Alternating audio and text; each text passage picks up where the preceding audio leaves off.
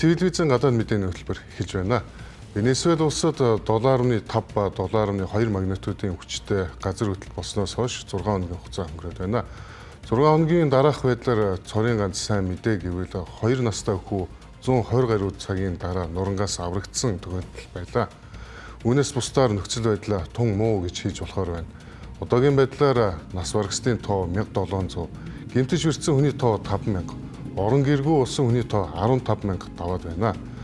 Авран хамгаалах үйл ажиллагаа маш удаашралтай байгаагийн улмаас Венесуелийн ард иргэд засгийн газартаа маш бухимдалтай байна. Аврах ажиллагаа үргэлжилж байгаа ч нураг доороос хүмүүсийг эсэмд гаргаа авах нь улам бүр хурцсаар байна. Лагуайра мужид 21 настай Аарон Леви гэх залууг 106 цагийн дараа нурангаас эсэмд гаргаж авсан нь жинхэнэ гайхамшиг боллоо. Харамсалтай нь хохирогчдын дунд Америкийн нэгдсэн улсаас аддан гаргасан 140 хүн.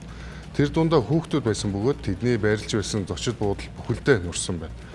Одоогоор олон улсын хамтын ажиллагааны нийгэмлэгээс 30 улс тусламжийн гараа сунгаж 3600 гаруй аврагч, 118 ирэлч нохой, 1000 тонн хангамж илгээгээд байна. Мөн гамшигын улмаас Америкийн нэгдсэн улсын 3 иргэн амиа алдаж 12 хүн сургаггүй алга усныг албаныхан баталжээ. Гамшигын хор уршиг ийм өндөр байгаа нь олон 10 жилийн үл хайхрах байдал, барилгын стандартын зөрчил болон өмнөх өдөртөгч болох Уго Чавес, Николас Мадуро нарын хариуцлагагүй байдалтай шууд холбоотой гэж шинжээчд үзэж байна. Засгийн газрын мэдээлэлээр 200 орчим барилга бүрэн нурж, хэдэн зуун барилга ноцтой эвдэрчээ.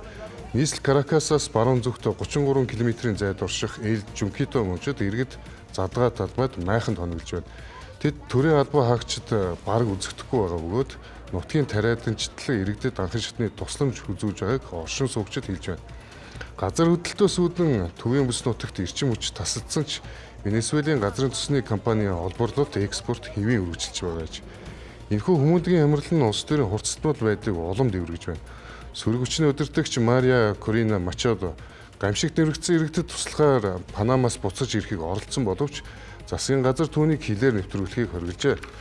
Өнгөрсөн 1-р сард Америкийн нэгдсэн улсын дэмжлэгтэйгээр Дези Родригес засгийн эрхийг авсан бөгөөд Вашингтоны зүгээс сөрөг хүчний Мачадог буцаж ирэхэд түр азснахыг хүссэн байна.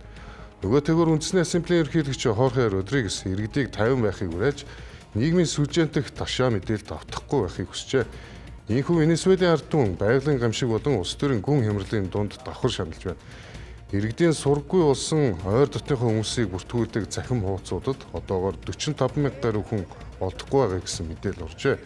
Засгийн газрын зүгээс хамгийн их хохирол амссан Лагуайра мужид 15 орогдох байр 50 төрх хуаран байгуулснаа зарласан байна.